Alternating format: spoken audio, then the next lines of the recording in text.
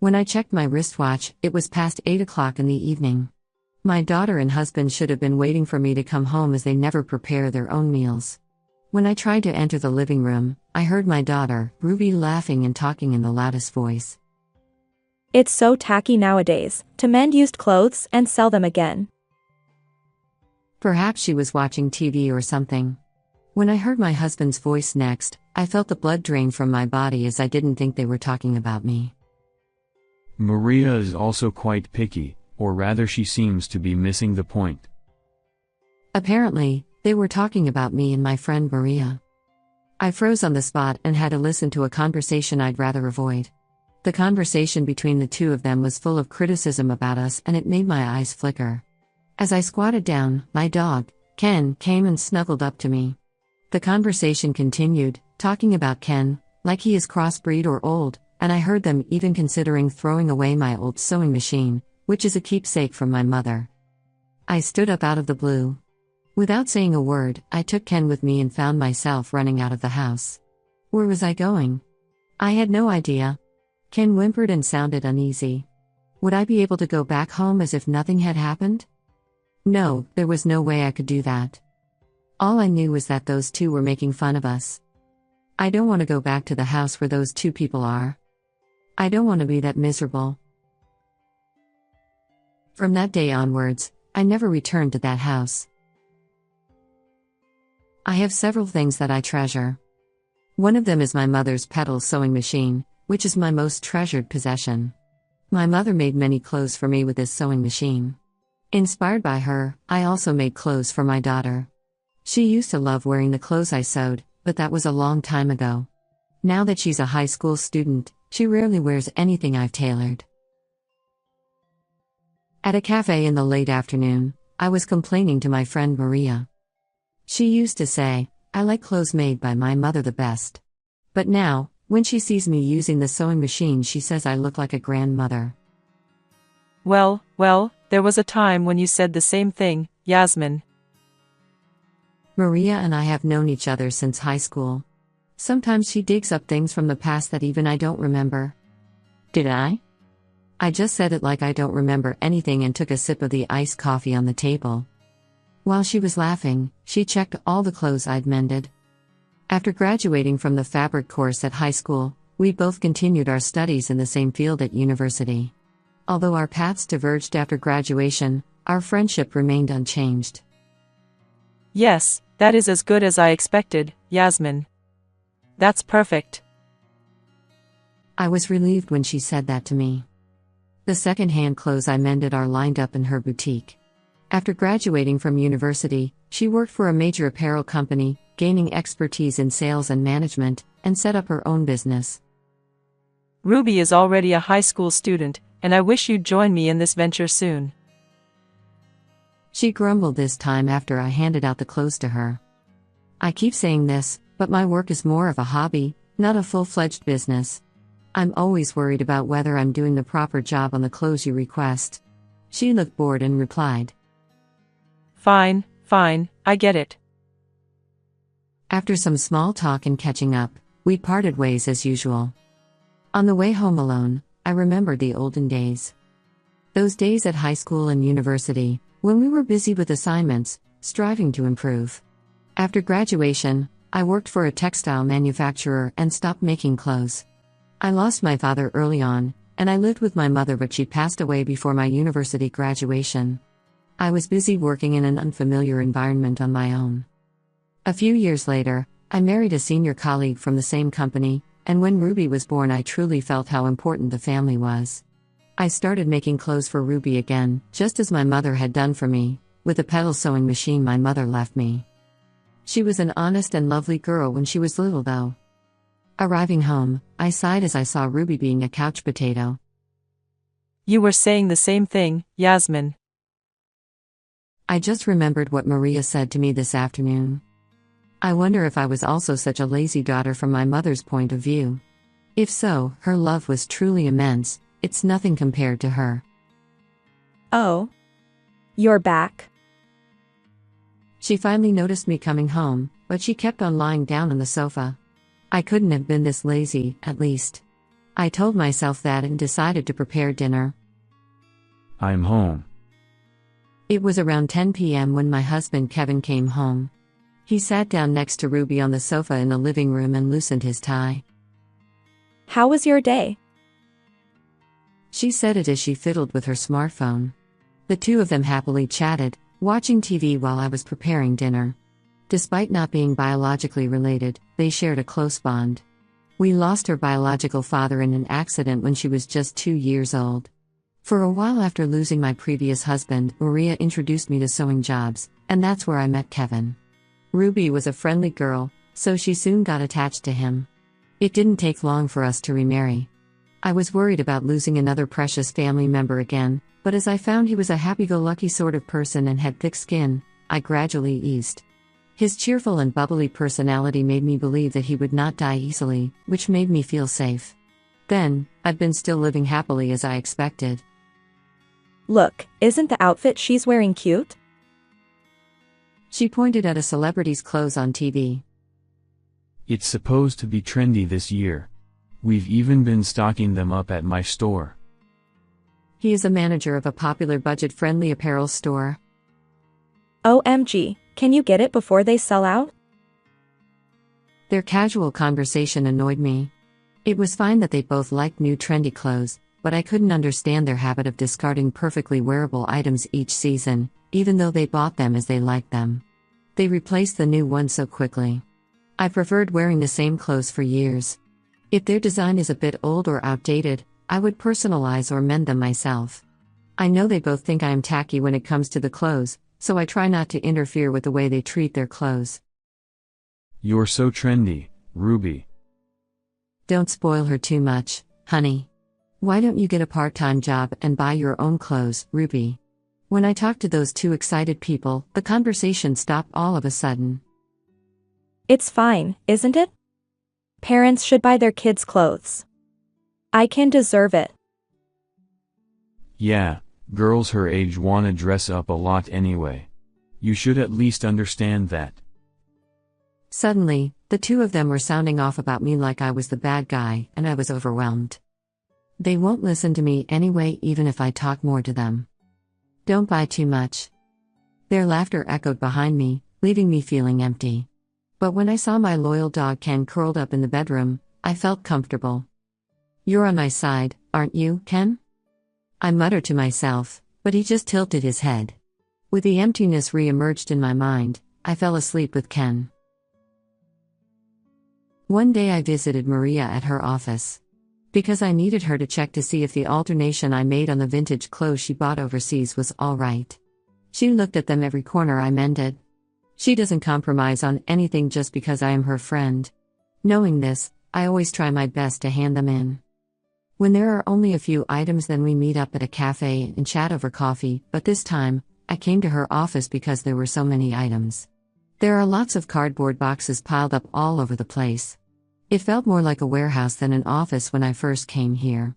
Her desk sat in the back, and in front of it, a table and chairs for visitors, all carefully chosen by her at antique shops. Her taste has remained unchanged since I was a student, and I have always admired it. I think this one and this one are okay.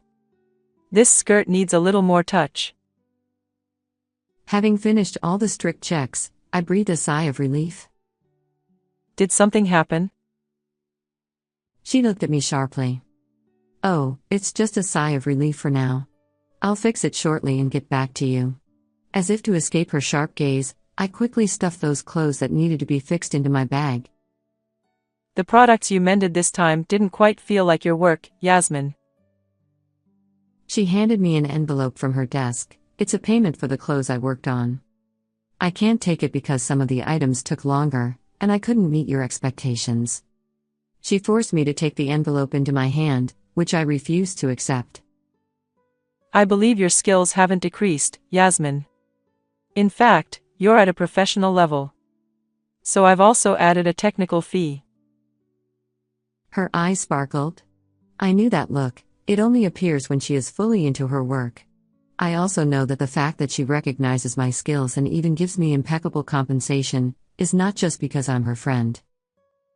Oh, I have something I wanted to show you. As if deliberately ignoring my attempts to leave, she pulled something out of one of the cardboard boxes. A hand-carved horse? No, it's probably a donkey. The figurine, which could fit in the palm of my hand, was sold for tourists. At a stall in Africa. I think you have a better taste when it comes to sundries. What do you think of this? Well, I gave her my honest opinion. Then I evaluated one by one the sundries that come out one after another. I loved this time spent with her. Before I knew it, time had flown by. Glancing out the window, I realized it was already dusk. I'm sorry, Maria, I have to go home now. She also looked up and was surprised to see the clock in her office. I'm sorry too for keeping you up until this late. It was helpful though. Thank you. Waving goodbye, I hurried out of her office.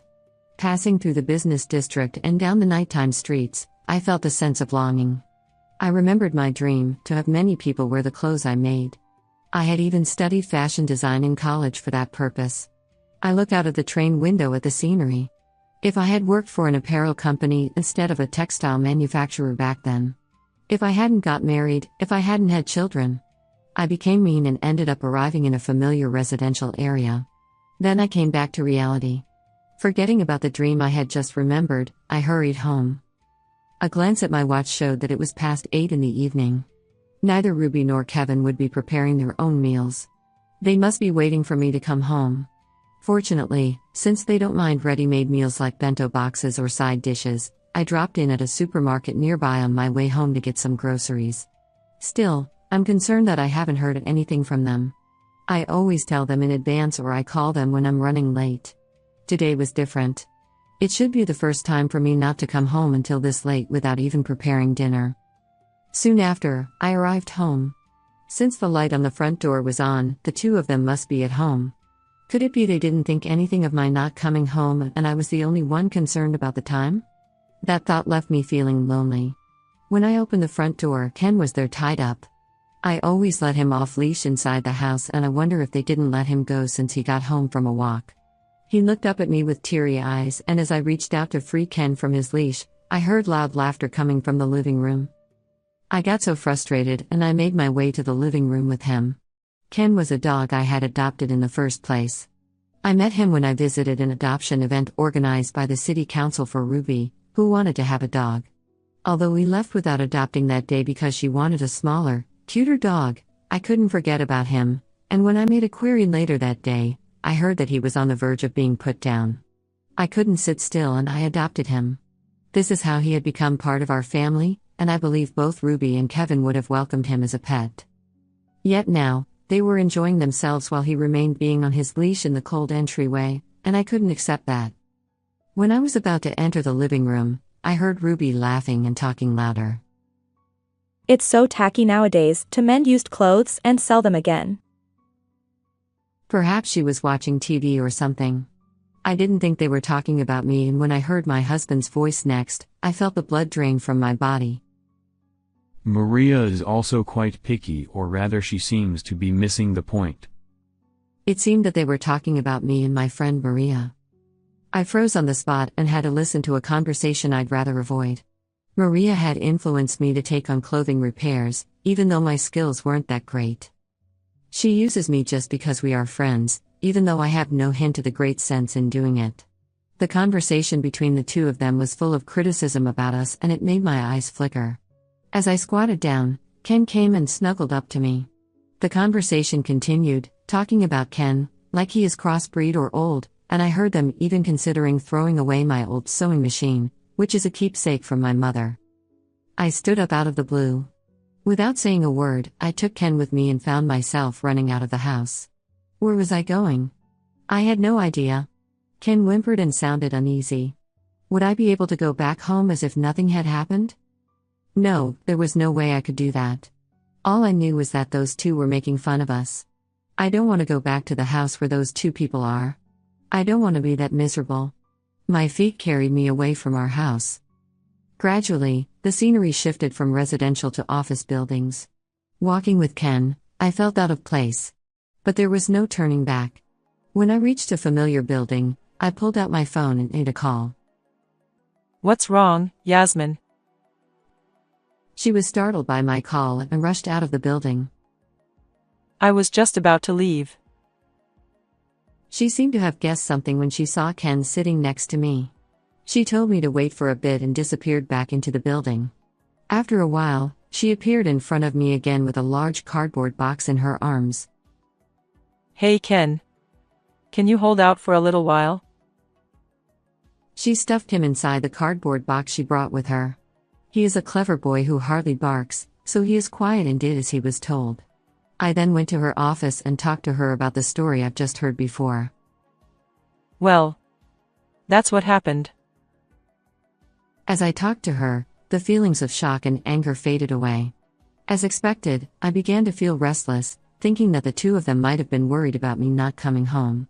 Ignoring my cringing, she looked at Ken, who was curled up in a cardboard box, and muttered, If they're worried about you, they'll at least contact you. I was in a bit of a panic and didn't catch what she said and wandered around the room, wondering what to do.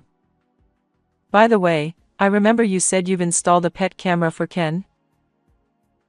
I could hear her this time, but when I looked at her face, she seemed to be kind of fed up with me. She sighed heavily and said, If you're worried about how the two of them are doing, why don't you use that camera to check? Without looking at me, she was petting him. I take out my phone and try to check the footage from the pet camera. But my hands were shaking, my heart was pounding so hard as if it's going to be explored, and my mind went blank. Ken, who had been enjoying her attention, suddenly darted toward me. If you can't watch alone, shall we watch together? I nodded a little at her and handed her my phone. She opened the pet camera app. The living room appeared on the screen. An open pizza box sat on the table, half eaten.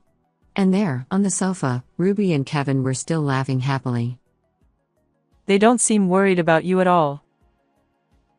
I agreed. It was clear they hadn't even noticed that Ken and I had left. I was shocked again, but this time I could feel the anger welling up again. Now, what should we do from here? What do you want to do, Yasmin? Do you still want to go back to that house? She asked me, seeming to enjoy the situation. No, I don't. Then leave the rest to me.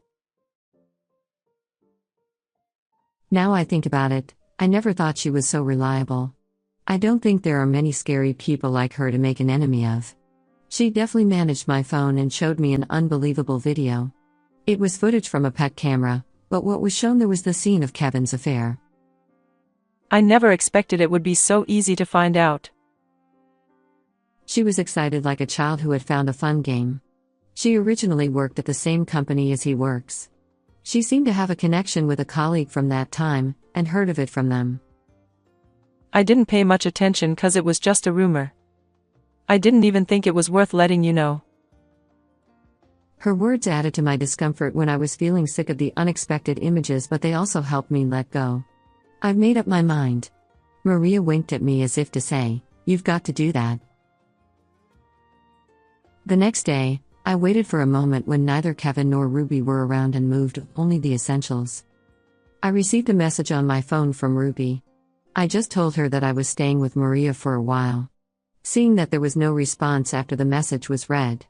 She probably doesn't think anything of my not coming home. I immediately started looking for a place where Ken and I could live, ready for a fresh start.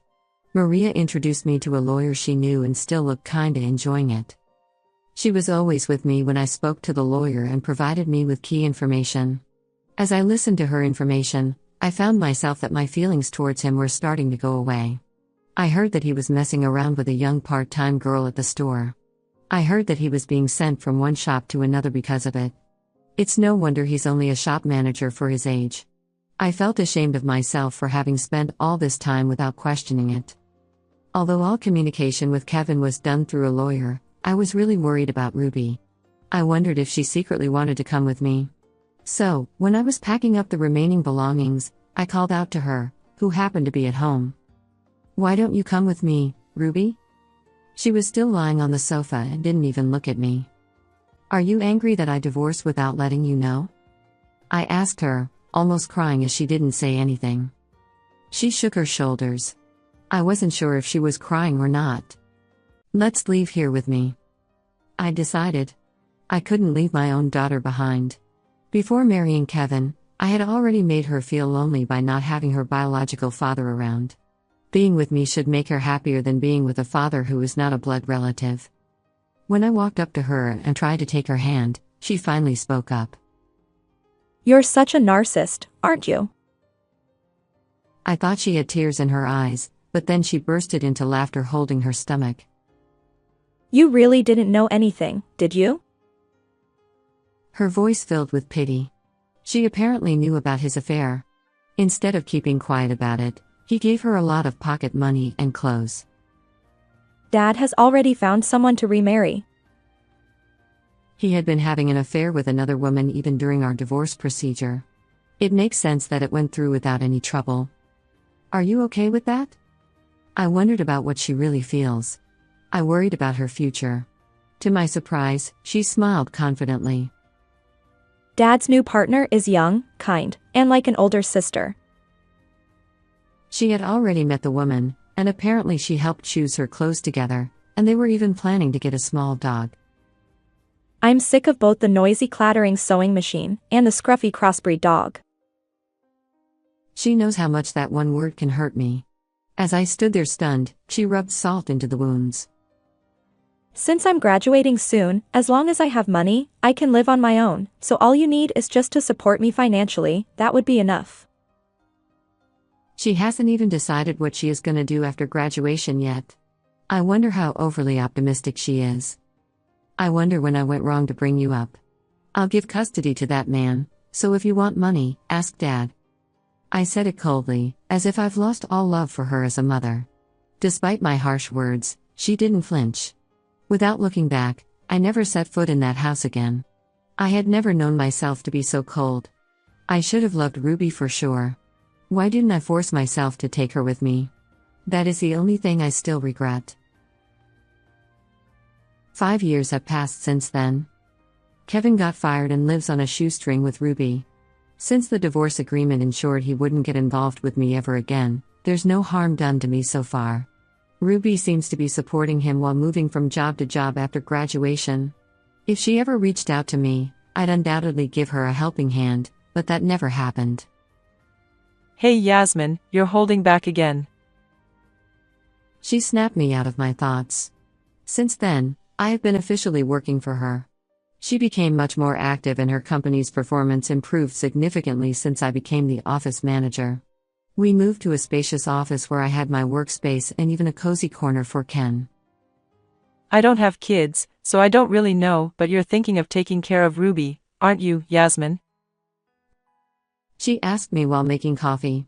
She really knows me.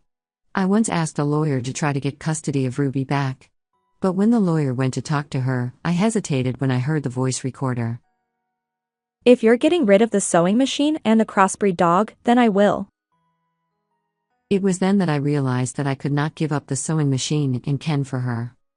I abandoned my daughter. For my dreams, for my beliefs. She offered me a freshly brewed coffee without saying a word. Thank you. We both sipped our coffee and went back to work. I hope one day Ruby will understand the value of these rework clothes. I keep stepping on the sewing machine with that wish in mind. How did you find this story? Please subscribe to our channel. Until next time.